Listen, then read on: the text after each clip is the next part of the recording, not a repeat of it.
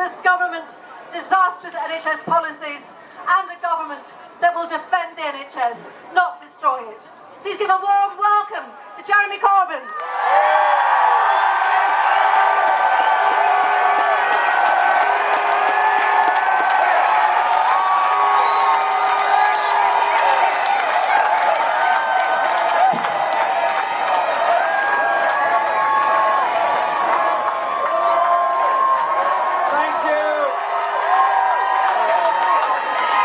Parliament Square is well populated today with wonderful people. Thank you, each and every one of you, for being here today.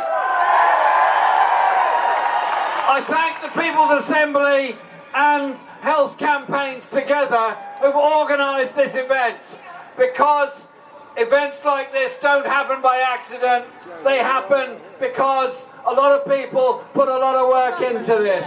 Campaigning today, yes. But all those local demonstrations up and down the country, day in, day out, week in, week out, on those wet Saturdays collecting petitions. It frightens the life out of the Tories and it heartens all of our supporters. So I want to also say, if you're a doctor, a nurse, a porter, a technician, a cleaner, whatever you do in the health service, thank you, because every day you contribute to what is the most civilised institution in this country, the National Health Service. As Len just pointed out, Naibavan said the NHS will last as long as there are folk left with the faith to fight for it. We've got the faith, we've got the fight, and we're up for it.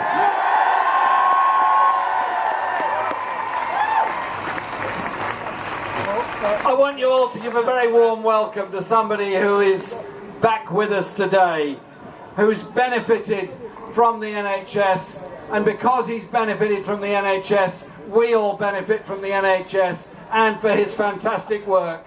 Will you give a very warm welcome to Mark Sawatka, who's back here with a new heart given to him by the National Health Service. Yesterday I was visiting an old friend in hospital, an old friend who is in hospital having very important, very serious and very major treatment. And he gave me this message. This is from Rodney Bickerstaff, former General Secretary of Unison. And he gives me 3 very quick points he insisted I make today. So this is for you, Rodney. And he told me this. In the 2 weeks I've been in hospital, I've counted 20 different nationalities amongst the staff looking after me. And he thanks each and every one of them, the multicultural nature of our NHS staff. And he goes on to say, without the NHS being properly funded, with properly trained and properly paid public service workers, we would not be a civilised country. And then he says, anyone who dilutes it, tries to franchise it, has literally no morality. Thank you, Rodney. I want to give a message also from my friend John Ashworth, our Shadow Health Secretary. He can't be here today, but he's asked me to say this. Our fight is against the Tories, exposing their failures to care for the people who rely on the NHS, and the failure to care for those who've dedicated their working lives to caring for other people. That is what this demonstration is about. Our NHS is not in crisis because of overspending. It's in crisis because of underfunding, a crisis made down there in Downing Street.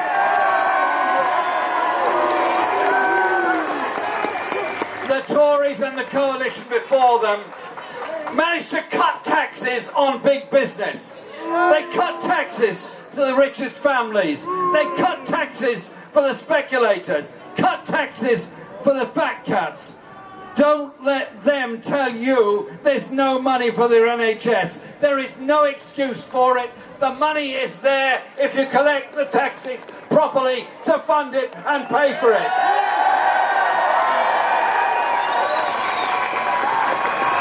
Every person waiting in A&E, waiting on trolleys, is somebody who should be properly treated now within our NHS. And they're not, because of those cuts. But there are others, such as the treatment of NHS staff. Think for a moment of every student nurse forced to visit a food bank to make ends meet, while they're at the same time caring for our sick and dependent people.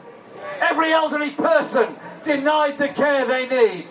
Every one of those things has come about from a political choice made by a government that underfunds the National Health Service and social care when they know full well the resources are there to do it. They're saying tax cuts are more important than dignity. I say this: let's support and value our NHS staff. Rodney mentioned all the different nationalities that have been caring for him in hospital and care for all of us every day. Let's make it very clear from this demonstration here today. All those European nationals that are working here in this country, supporting us and our society, have every right to remain here, and we're going to stand up for their right to remain here. There are over 10,000 European nationals working in our National Health Service. So our message to them, the government, now is this: our NHS is in crisis. In crisis because of the underfunding of social care, the million people not getting the care and support they need, those waiting on trolleys, those desperate to get into an A&E department and waiting for hours for treatment. It's not the fault of the staff.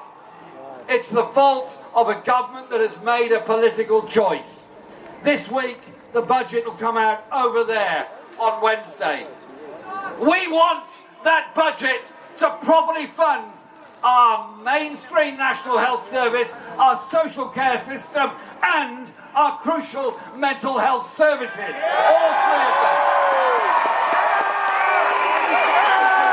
All three of them are in equal measure important. They've cut 10% of hospital beds in the last 7 years. A&E departments are threatened all over the country through the so-called sustainability and transformation plans. They've cut £4 billion from social care and now suggesting we'll fund social care by raising council tax. I'll tell you this: raising council tax all over the country, if you raised it to the maximum, would only meet 1/6 of the needs of social care. And on top of that, it would have a problem, because if you take a local authority, a random place like, say, Windsor and Maidenhead, for example, and you compared what you raised there from a 3% council tax rise to what you would raise in, say, Knowsley, the poorest borough in England, you all know full well the difference.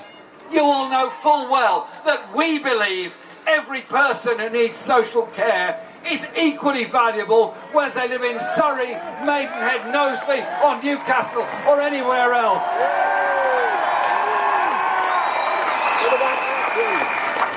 So the answer has to be equality of funding for all parts of the country to deal with the needs of the people of all parts of this country. Listen, the National Health Service was created by people with vision. The idea that healthcare should be free at the point of use and a human right. Other places don't have it. The United States doesn't have it. Many parts of the world do not have it. Trump and his mates in the United States are trying to destroy the limited form of healthcare that the Obama administration has bequeathed to them. Theresa May couldn't wait to get to the United States to discuss trade agreements with Donald Trump. I tell you this, we're going to block any trade agreement that gives a green light for US healthcare companies to come here and strip out and take from our National Health Service.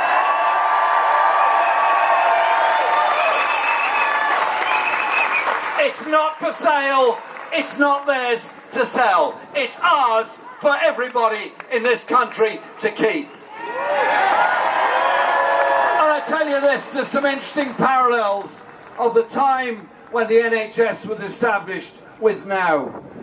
Those that wanted to found the NHS got the most unbelievable attacks from the right-wing press in this country. Those of us that stand up against the politics of austerity, against the politics of transferring wealth from the poorest to the richest, those that stand against tax cuts for the rich and tax burdens for the rest. We, every one of us in this square, gets denigrated as a result of this. But I tell you what, there is only one answer to this. You say it like it is. Our NHS is ours. Our NHS has values. Those values of a society where everyone is cared for their health also applies to so much else, such as how you treat the homeless, such as the housing crisis, such as the underfunding of education, such as the treatment of low-paid workers, such as those who don't even get the living wage.